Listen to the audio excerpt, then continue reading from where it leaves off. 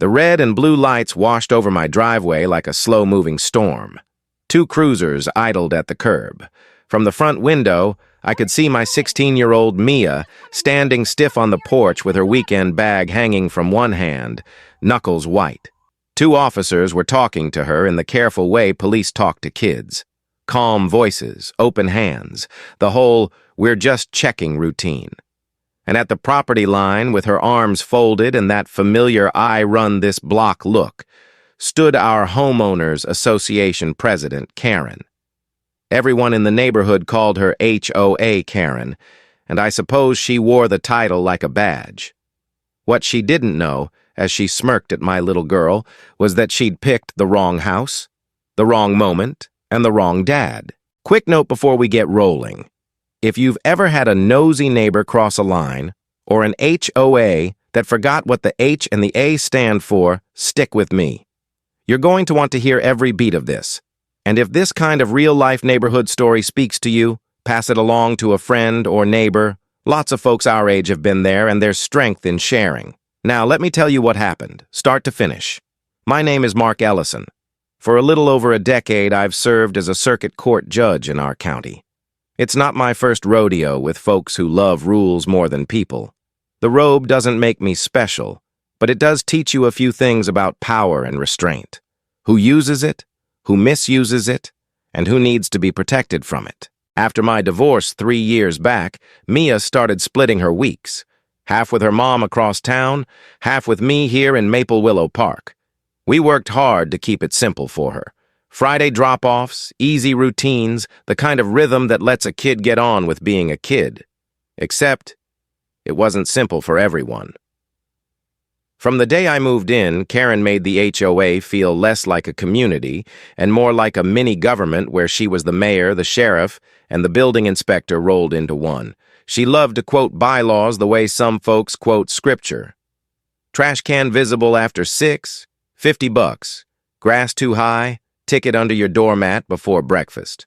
She once mailed a fine to a widow on Meadowlark Court because her grandson parked a bicycle across the sidewalk for 10 minutes. 10 minutes. She snapped photos from her SUV. She patrolled the gate. She quizzed delivery drivers like they were trying to cross a border. If there was a little rule to enforce, Karen made it big.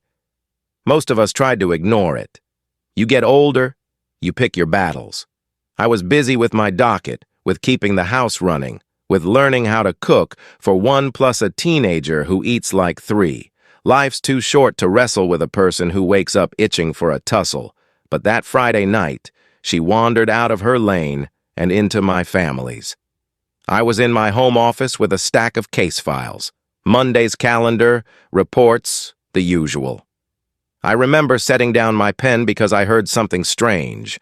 Radio chatter, tires crunching on the street, that two-tone squawk you can feel in your chest. I walked to the front door and opened it a crack. There was Mia, backpack strap slipped halfway to her elbow, trying to answer questions while blinking back tears. I've spent years watching people from the bench. Angry people, scared people, people putting on a show, and I know the look of a kid who's scared and trying hard not to be. It turns a parent's blood to steam. One officer, a woman about my age, spoke to me first. "Evening, sir. We got a call about a possible trespass." "A possible what?" I said, stepping out onto the porch. "That's my daughter." "She says that," said the second officer, a younger man with careful eyes. "We just need to confirm." And then Karen strutted closer like she was the one who'd been asked. "Judge Ellison," she sang out, using that flat tone that isn't quite friendly. "Good thing you're home. This young person was sneaking around your property." "She walked from the gate to my front door," I said. "She was casing the place," Karen snapped. "I've never seen her before." "That's because you never look up from your clipboard," I answered. "Mia lives here half the week." "Anyone could claim that," she said, waving her phone like it was a badge. "Kids these days make keys, copy fobs, they're slippery." I did what a responsible neighbor should do. The older officer, her name tag read Chandler, tilted her head. "Ma'am, you called in a break-in progress." I prevented one, Karen said. You're welcome. Mia sniffed, trying to keep her voice even. I told her I'm here every other weekend.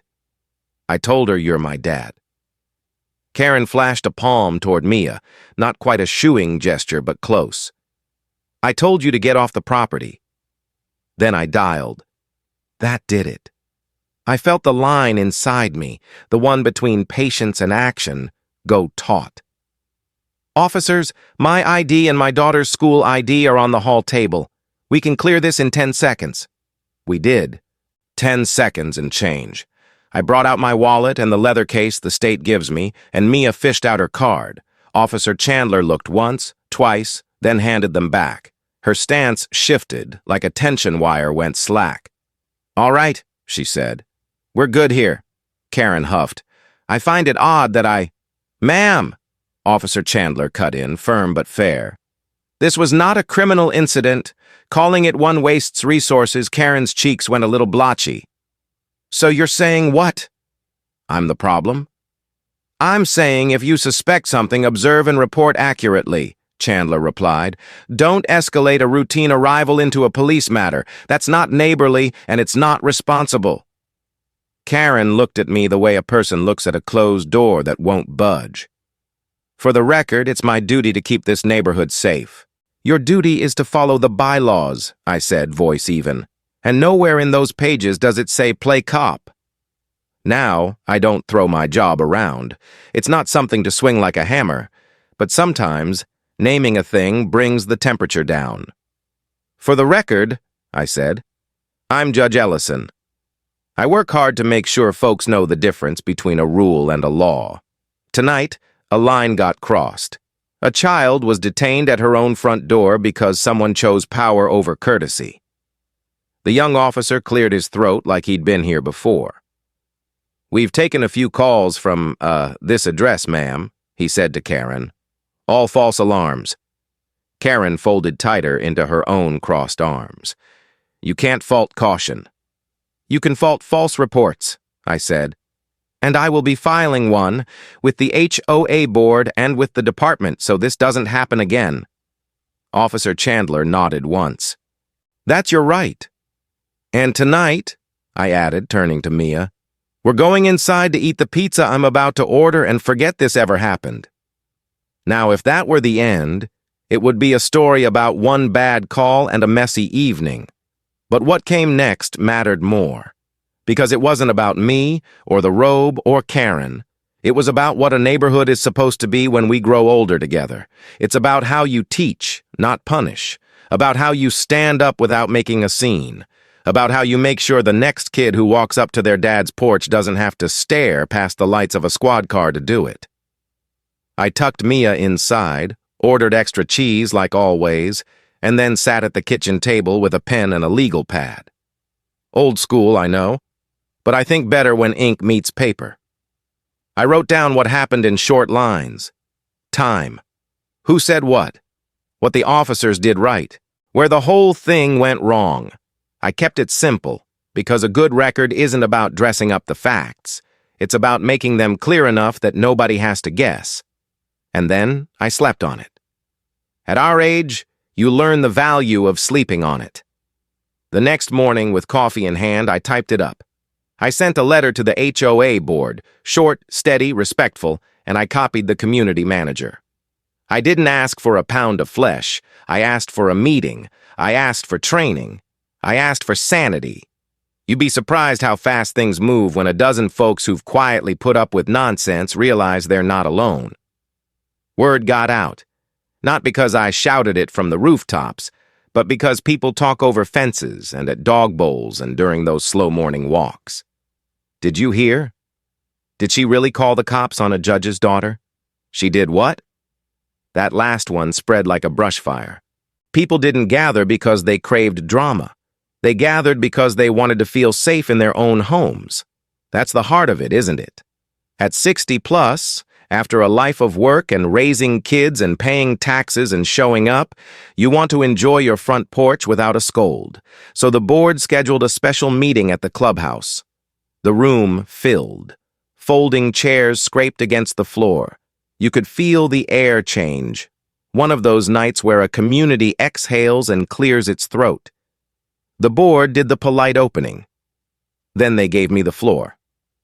I didn't grandstand.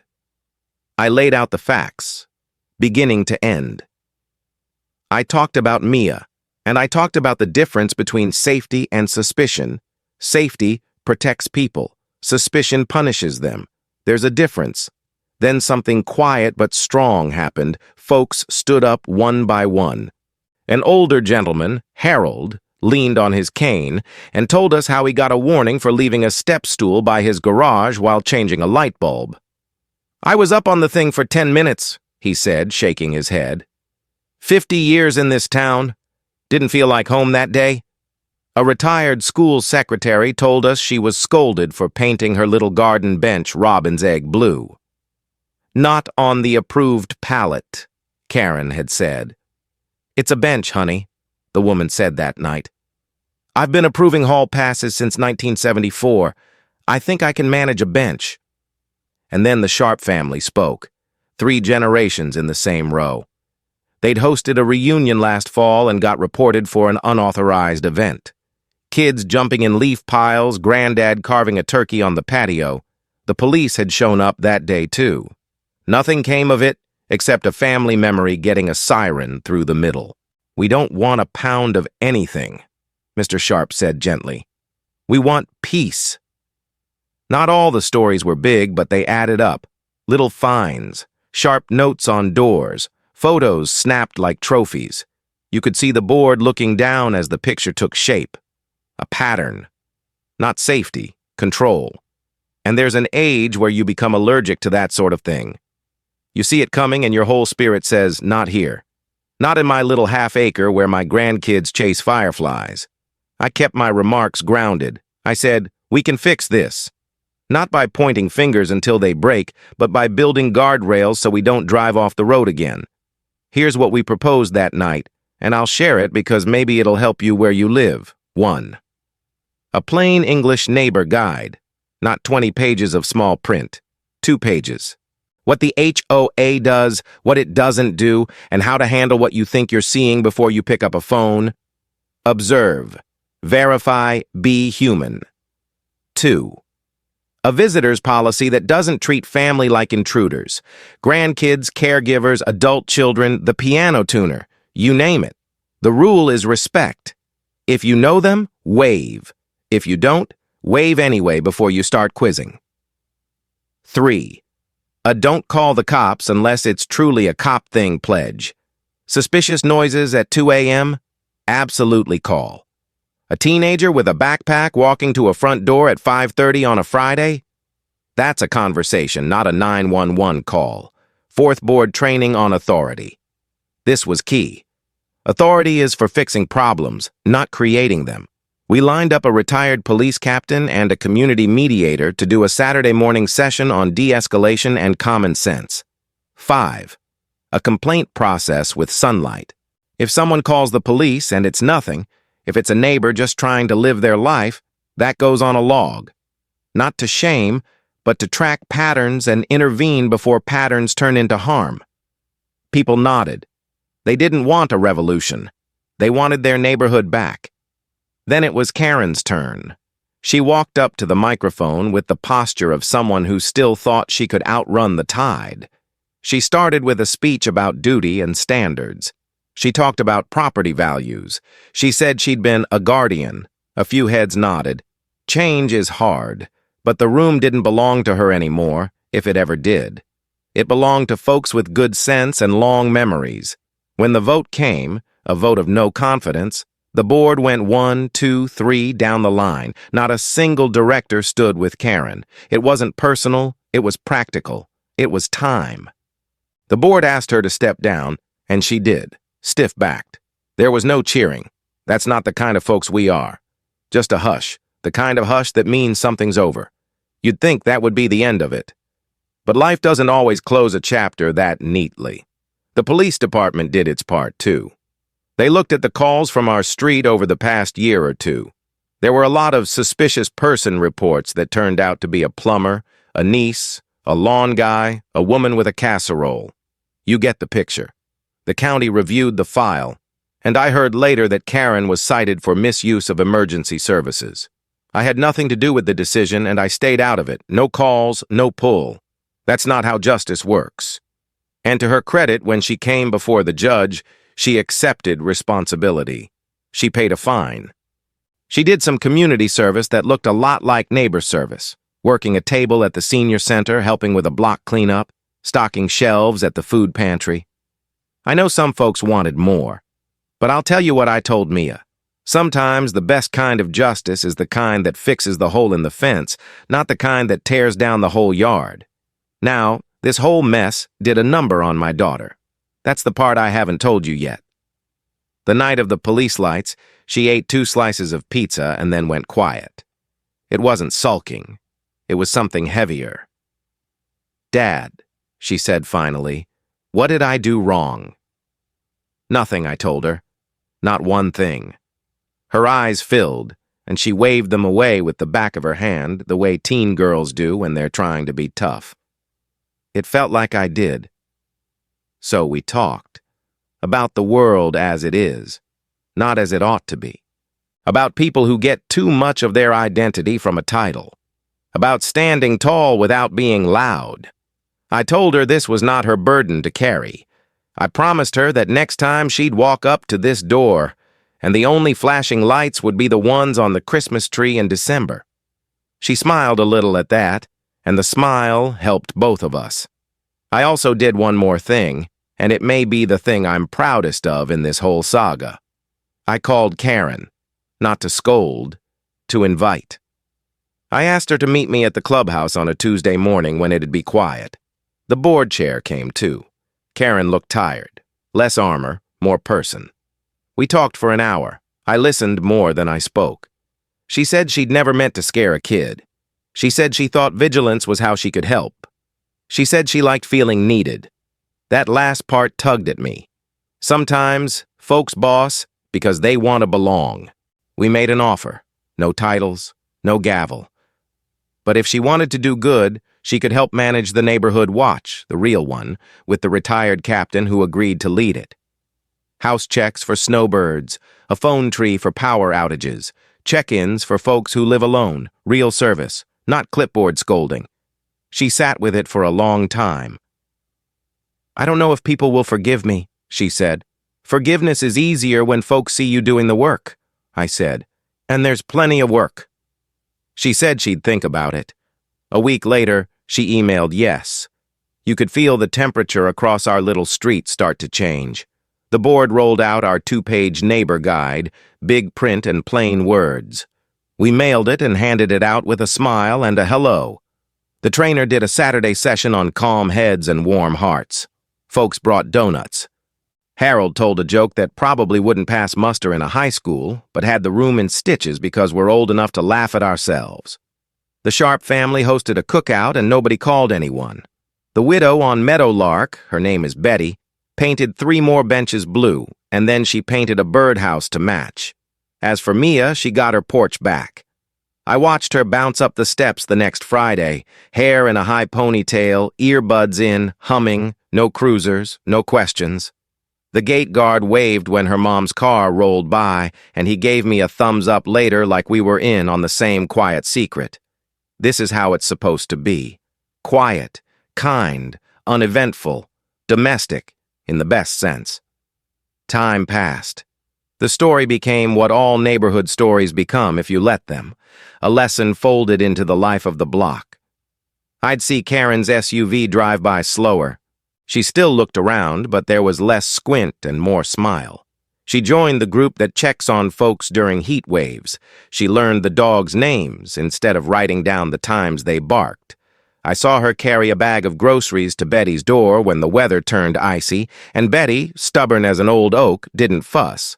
She simply said, "Thank you, dear." And that was that. I tell you all this because, if you're my age or close to it, you've seen enough to know that people don't change because somebody clobbers them. They change because something finally makes sense, because they feel seen, because somebody sets a better table and invites them to sit down. And for those of you who've been hurt by small tyrannies, Here's the part I want you to take with you. There is power in calm voices and written facts. There is safety in neighbors who know your name. And there is a lot of hope left in the simple act of saying, we can fix this. Don't let anyone tell you that the only way to right a wrong is to set the whole street on fire. Sometimes you change a neighborhood by handing out a 2-page guide and a box of donuts. A few months after that night, I had one of those mornings that comes back to you on quiet evenings. I was leaving for court in a crisp shirt and a tie Mia said made me look like a banker. The sun was barely up. Cross-street sprinklers hissed. I stepped onto the porch, and there was a small thing sitting by the mat, a painted stone. On it, in shaky letters, someone had written, "Welcome home, Mia." Next to it was a little card unsigned. "From your neighbors." I left it there. Some symbols ought to be seen. That evening, Mia and I sat on the steps with 2 ice creams from the shop near the gate. She pointed at the stone and then leaned her shoulder against mine. "So," she said, "no more drama?" "Probably not," I said. "We live in a neighborhood. Drama is human." She laughed. "But fewer sirens?" "Fewer sirens," I said. "That we can do." And if you're reading this and thinking about your own street, your own HOA, your own set of porch lights and driveways, I hope you carry a little bit of our story with you. Stand up for your people, especially your kids and grandkids. Do it with a steady hand and a warm voice. Keep your paperwork tidy and your temper even. Invite the stubborn folks to do some good. And above all, protect the simple joys. A teenager walking to a door, a neighbor waving from the curb, a Friday night with extra cheese. That's the kind of order no rule book can write, but every good community should honor. Now, before I close, here's the same small ask I made at the top. If any part of this rung true, if you've battled an overzealous rule or watched someone forget the difference between authority and kindness, share this with a friend. Talk about it over coffee or on the back deck. Stories like this are how we remind each other what home is supposed to feel like. And if you've got your own HOA Karen tale, tell it. Someone else might learn from it, or at least feel less alone. That's a good day's work in any neighborhood. Because at the end of the day, we're all going the same way, down the same streets, past the same mailboxes, toward the same front doors where our people live. We can make that walk safer with common sense. We can make it kinder with a wave. We can make it quieter by saving 9/11 for when we really need it. And when we do all that, the red and blue lights can stay where they belong, on a parade float, not on your porch.